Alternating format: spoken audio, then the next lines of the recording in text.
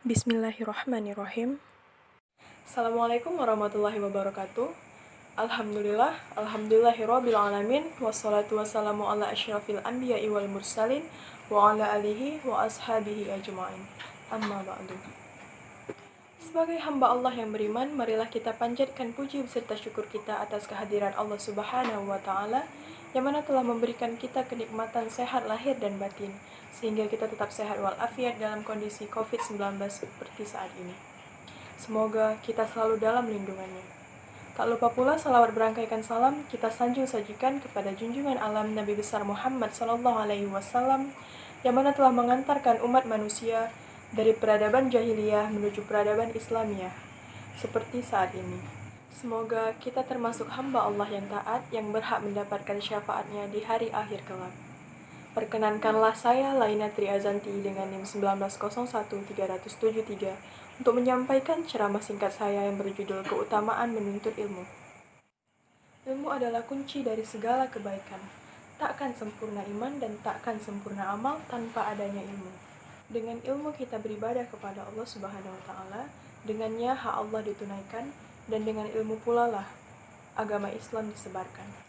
Kebutuhan terhadap ilmu lebih besar daripada kebutuhan terhadap makanan maupun minuman, sebab keberlangsungan urusan agama dan dunia bergantung pada ilmu. Jika kita ingin menyandang kehormatan luhur, kemuliaan yang tak terkikis oleh perjalanan waktu siang dan malam, kewibawaan tanpa kekuasaan dan kekayaan tanpa harta, maka kita harus menjadi manusia yang berilmu. Namun yang dimaksud dengan kata ilmu di sini adalah ilmu syar'i, yaitu ilmu yang mengajarkan mukallaf untuk mengetahui kewajibannya berupa ibadah dan muamalah, serta ilmu yang mempelajari tentang Allah dan sifat-sifatnya.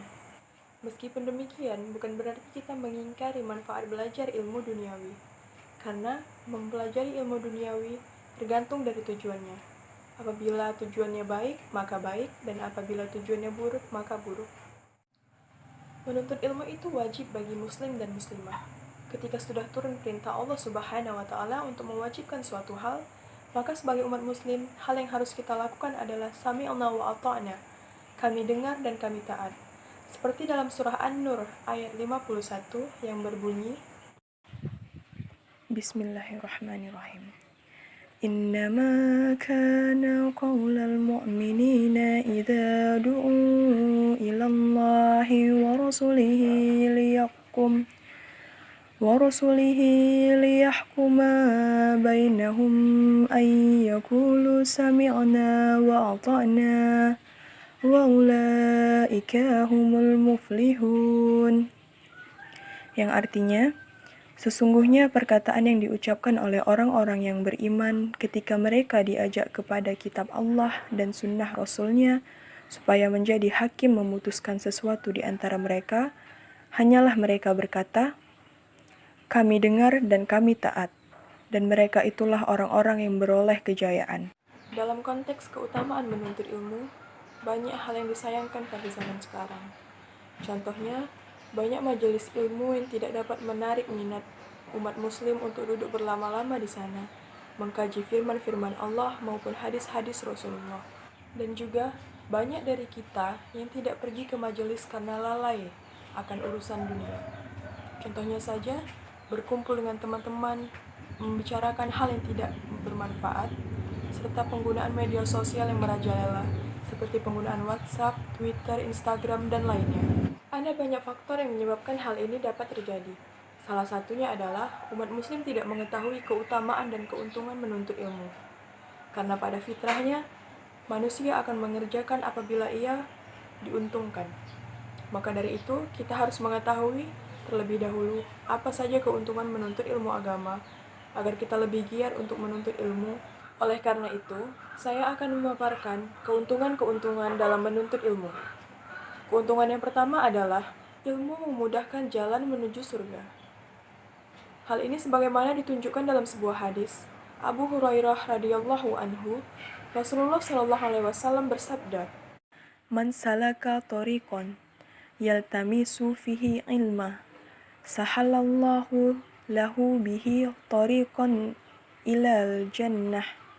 Yang artinya, barang siapa menelusuri jalan untuk mencari ilmu padanya, Allah akan memudahkan baginya jalan menuju surga. Hadis riwayat Muslim. Yang kedua, ilmu adalah warisan para nabi. Hal ini dijelaskan dalam sebuah hadis yang berbunyi, Al-ulama'u warasatul anbiya wa innal anbiya'a lam yuwarasu dinaran wala dirhama walakin warasul ilma faman akhazahu akhaza bihadza wafir, yang artinya para ulama adalah pewaris para nabi. Sesungguhnya para nabi tidak mewariskan dinar ataupun dirham, tetapi mewariskan ilmu. Maka dari itu, barang siapa mengambilnya, ia telah mengambil bagian yang cukup. Hadis riwayat Abu Dawud, At-Tirmidzi, dan Ibnu Majah, dinyatakan syahih oleh Asy-Syaikh Al-Albani dalam Syahihul Jami' nomor 6297. Yang ketiga, ilmu akan kekal dan tetap bermanfaat walaupun pemiliknya telah tiada ataupun meninggal.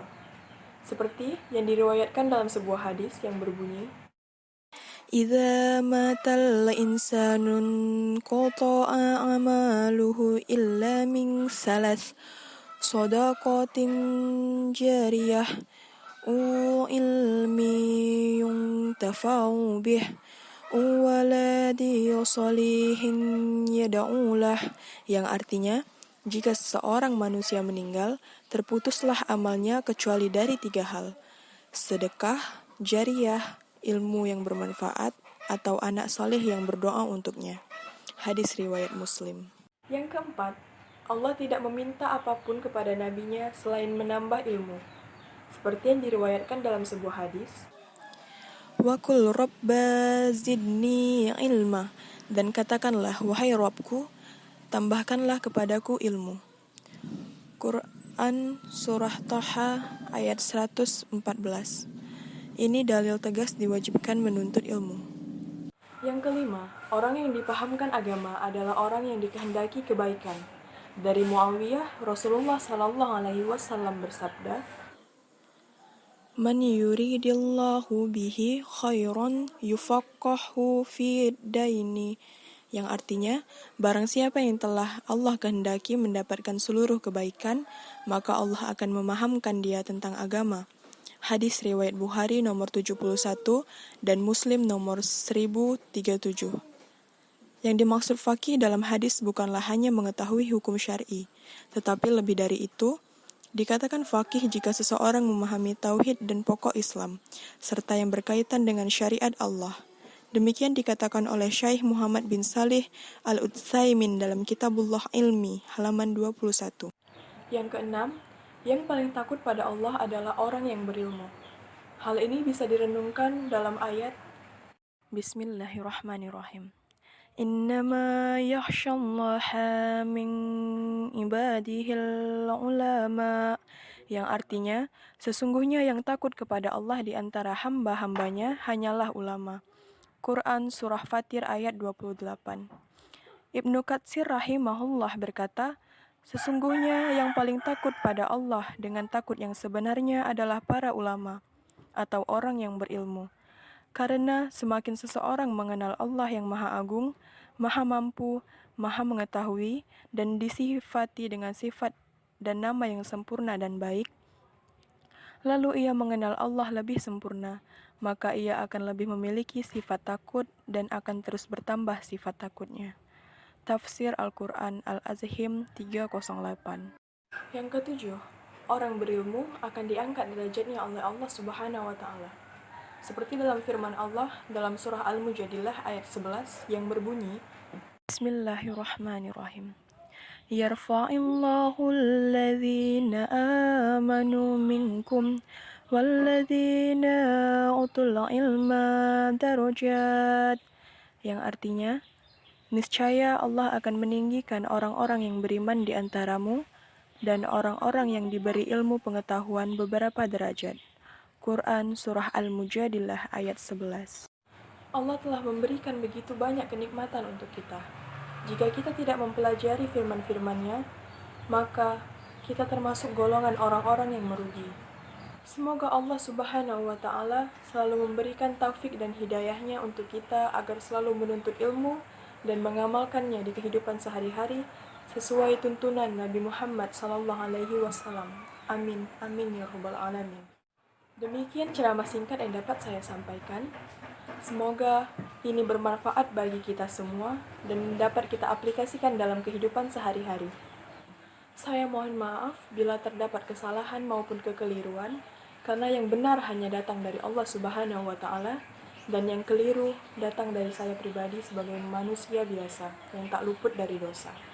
Akhirul kalam, Assalamualaikum warahmatullahi wabarakatuh.